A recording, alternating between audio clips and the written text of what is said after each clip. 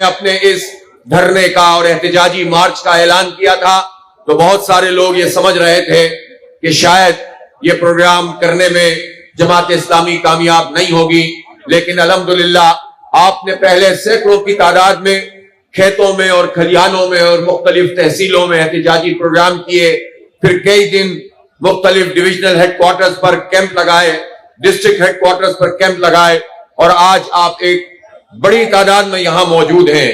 آپ نے کوئی 3-4 کلومیٹر کا سفر طے کیا پیدل چل کر، اس میں کہ جب قیامت خیز گرمی ہے، اور آپ کا یہ ولولہ اور جوش بتا رہا ہے کہ اب آپ کی تحریک آج سے شروع ہوئی ہے، ختم نہیں ہوئی ہے، آپ ایک بڑی تحریک کے لیے تیار ہیں کہ نہیں تیار ہیں؟ دیکھیں، مجھے یاد آ رہا ہے کہ آج سے 200 سال پہلے کی بات ہے، اسی بر صغیر کے ایک علاقے بنگال میں جب انگریزوں نے یہاں پر زمینوں پہ قبضہ کیا اور جاگیرداروں کے ذریعے سے لوگوں کو کنٹرول کیا، ایک ان کے جاگیردار ہوتے تھے، ایک انڈیگو پلانٹر ہوتے تھے، اور تیسرے ہوتے تھے، ان کا نام ہوتا تھا گماشتہ۔ یہ جو آج بھی ہم تقریروں میں لفظ گماشتہ استعمال کرتے ہیں، وہ پرائیویٹ ایجنٹ ہوتے تھے جو انگریزوں کے لیے کام کر کے مقامی کسانوں کو کنٹرول کرتے تھے۔ اور دوسری طرف بے دینی پھیل رہی تھی، تو ایک زبردست قسم کے انسان تھے حاجی شریعت اللہ، انہوں نے وہاں پر فرید پور کے حاجی شریعت اللہ نے فرائضی تحریک شروع کی، لوگوں کو ان کے فرض یاد دلائے، ان کی اخلاقی تربیت کی، اور کسانوں سے یہ کہا کہ تم کالی ماتا بھتہ نہیں دو گے، تم اسی طرح ان کی جاگیروں کے لگان نہیں دو گے، تم محنت کرو اور لوٹ کے یہ کھا جائیں، یہ نہیں ہوگا، اور اپنے حق کے لیے نکل کر کھڑے ہو۔ اور یہ تحریک اتنی آگے بڑھی کہ انگریز پریشان ہو کر رہ گیا۔ میں سمجھتا ہوں کہ ایک مرتبہ پھر اسی بڑی تحریک کی ضرورت ہے۔ کروڑوں کسان محنت کرتے ہیں، مزدوری کرتے ہیں، اپنی فصل کو سینچتے ہیں، اور جب اس بات کا موقع آتا ہے کہ انہیں اس کا ثمر ملے، اس کا پھل ملے، اس کے نتیجے میں ان کے حالات درست ہوں، تو یہ حکومتیں دھوکے بازی کریں، یہ حکومتیں غداری کریں۔ یہ کیا حکومتیں ہیں؟ یہ پی ڈی ایم کی حکومت تھی، پھر کیئر ٹیکر نگراں حکومت آئی، اب پھر پی ڈی ایم 2 ہے۔ یہ ایک ہی حکومت کا تسلسل ہے۔ اگر اس زمانے میں کہ جب ہم ایک ڈالر کے لیے مارے پھر رہے تھے، اس وقت اگر $1 بلین یعنی تقریباً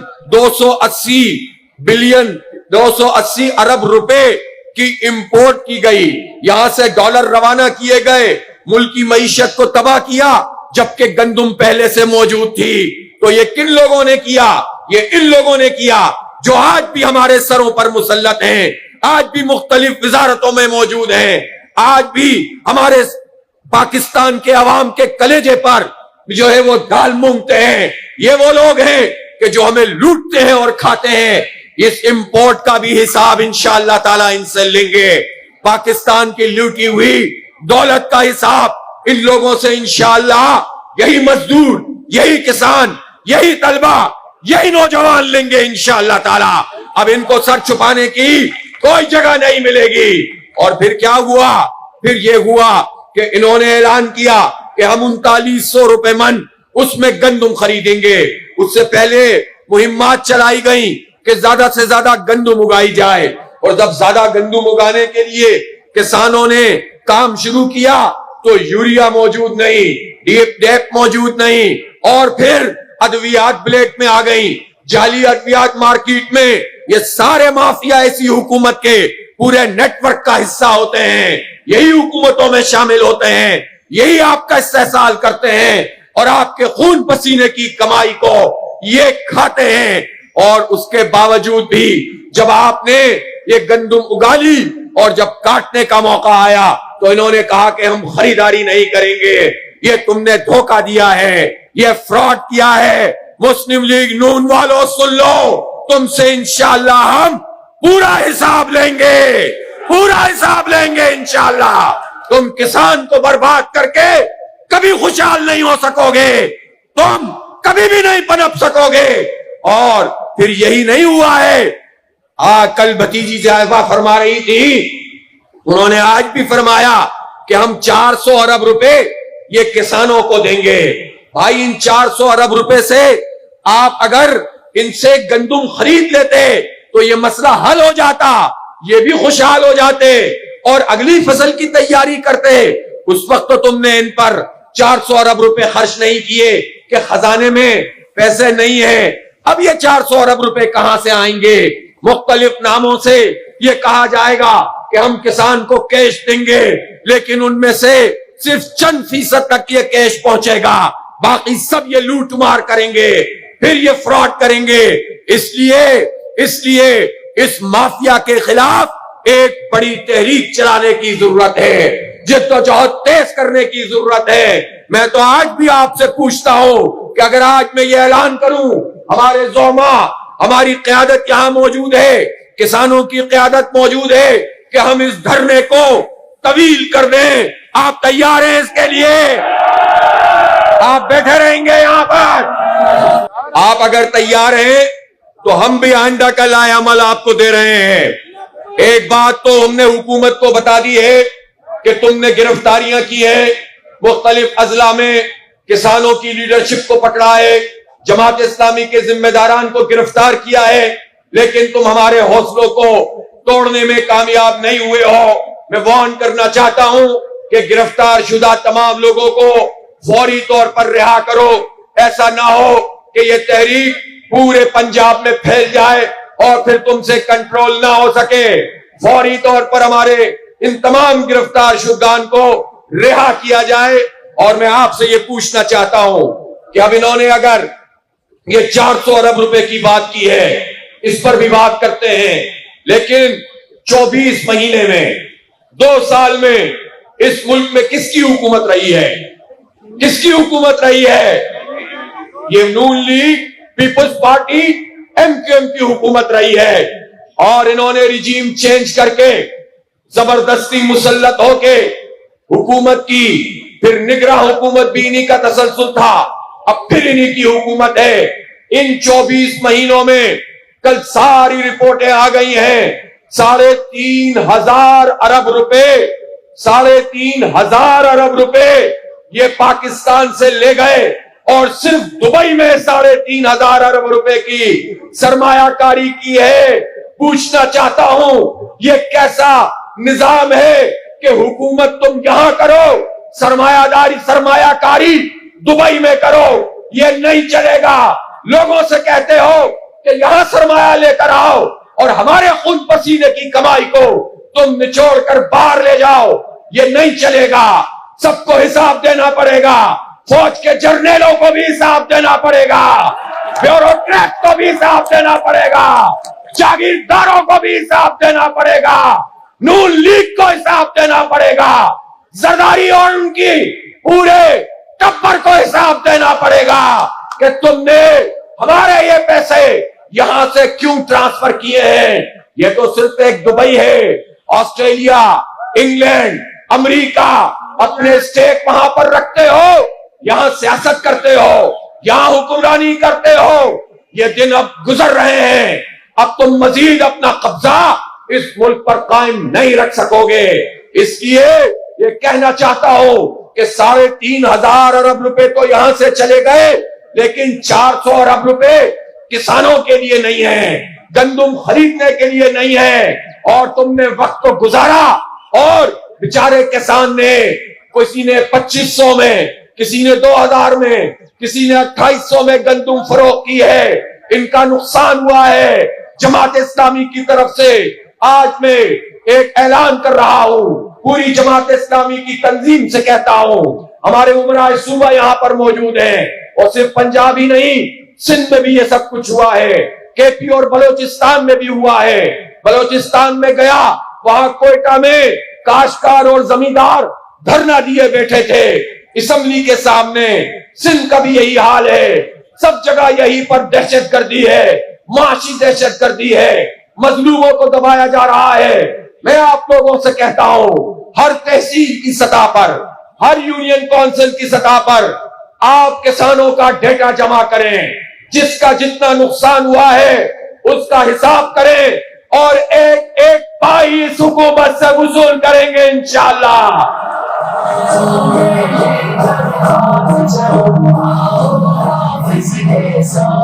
آپ لوگ تیار ہیں کہ نہیں تیار ہیں؟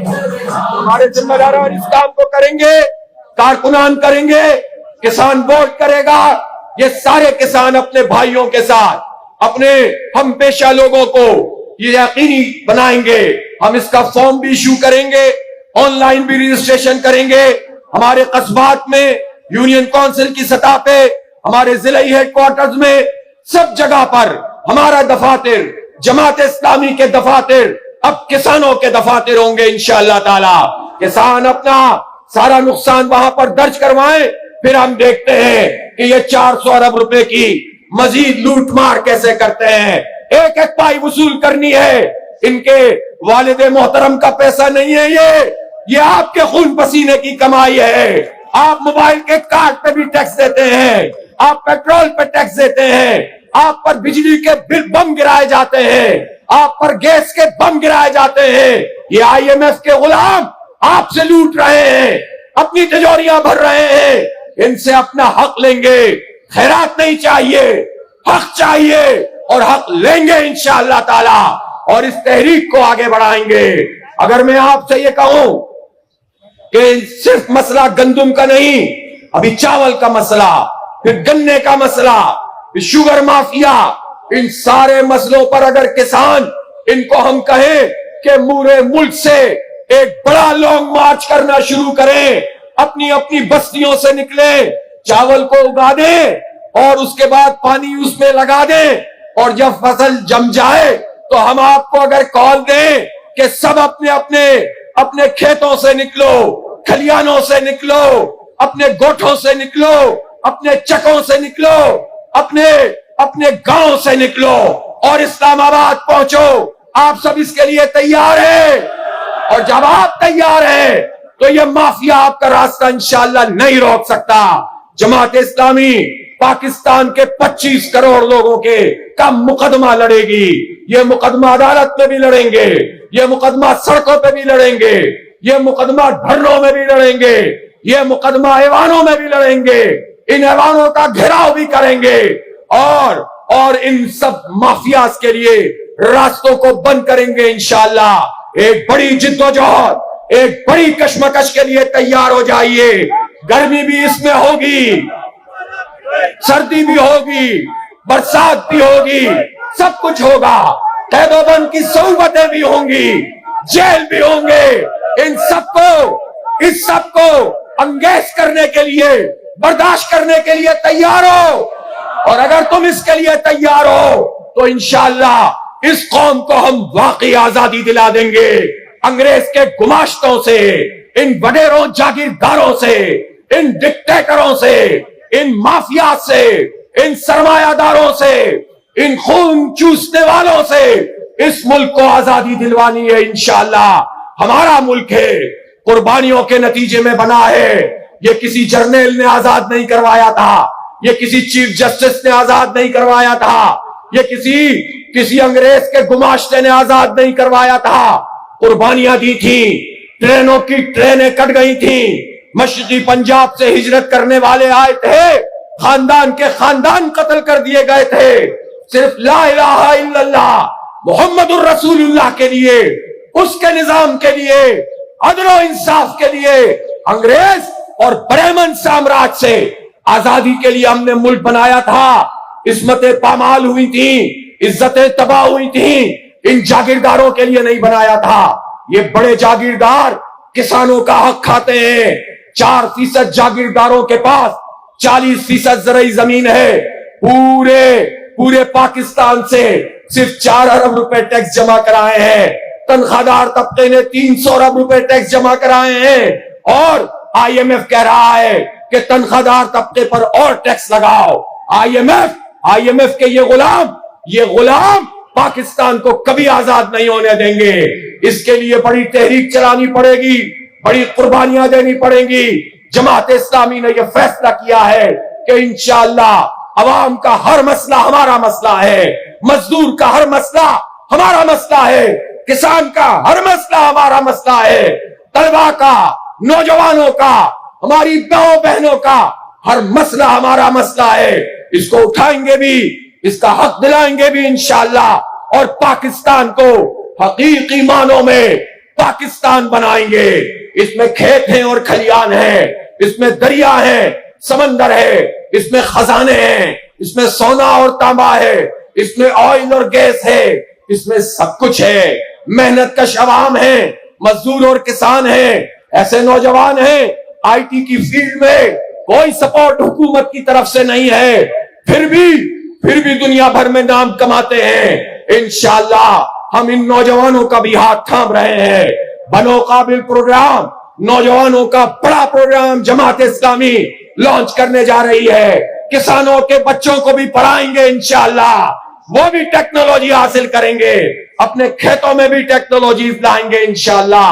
اس کے لیے ایک بڑی جد و جہد ہے۔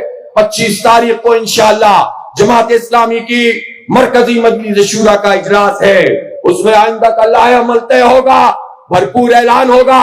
بس یہاں سے جانے کے بعد گھر نہیں بیٹھنا ہے، اور آپ فوری طور پر مراکز قائم کریں گے، کسانوں کا ڈیٹا جمع کریں گے۔ کتنے کسان ہیں پاکستان میں؟ تقریباً کروڑوں کی تعداد میں ہیں۔ یہ کروڑوں کا ڈیٹا جمع ہو جائے اور یہ اپنے حق کے لیے نکل پڑے ہوں، تو نہ چچا کچھ کر سکتا ہے، نہ بھتیجی، نہ بڑا بھائی، نہ سمدھی، نہ ان کی اولادیں، اس خاندان کے لوگ کچھ نہیں بگاڑ سکیں گے آپ کا۔ ان سے حق لے لیں گے انشاءاللہ۔ اور ہم تو اب سندھ کے ہاریوں سے بھی کہتے ہیں، اس وڈیرا شاہی سے نکل آؤ، اس جاگیرداری سے نکل آؤ، ڈٹ کر ان کے خلاف کھڑے ہو جاؤ۔ یہ وڈیرے کمزور ہو چکے ہیں، یہ کھوکھلے ہو چکے ہیں۔ پیپلز پارٹی کیا ہے؟ ایک خاندان 40 وڈیرے ہیں، اس لیے یہ چند لوگ پورے ملک کو اسٹیبلشمنٹ کے ساتھ مل کر یرغمال بنا کر رکھا ہوا ہے۔ عوام کی طاقت کا یہ مقابلہ نہیں کر سکتے۔ ہم کوئی زیادتی نہیں کرنا چاہتے، ہم نفرتوں کی سیاست پروان نہیں چڑھانا چاہتے، ہم ذات اور اس کی دشمنی نہیں کرنا چاہتے۔ ہم اپنے اداروں کو بھی مستحکم دیکھنا چاہتے ہیں، ہم اپنی فوج کو بھی مستحکم دیکھنا چاہتے ہیں، لیکن ہم فوج کے لیے کبھی یہ برداشت نہیں کر سکتے کہ چند لوگ پورے ادارے کو یرغمال بنا کے فوج کو بدنام کریں، عوام میں نفرتیں پروان چڑھائیں۔ کہاں کہاں تک یہ مار جاتی ہے۔ آزاد کشمیر سے سبق حاصل نہیں کرتے ہو، اپنے دشمنوں کو موقع فراہم کرتے ہو۔ سب اپنی آئینی حدود میں چلے جائیں، سب کے لیے بہتر ہے، ورنہ تاریخ تمہیں معاف نہیں کرے گی۔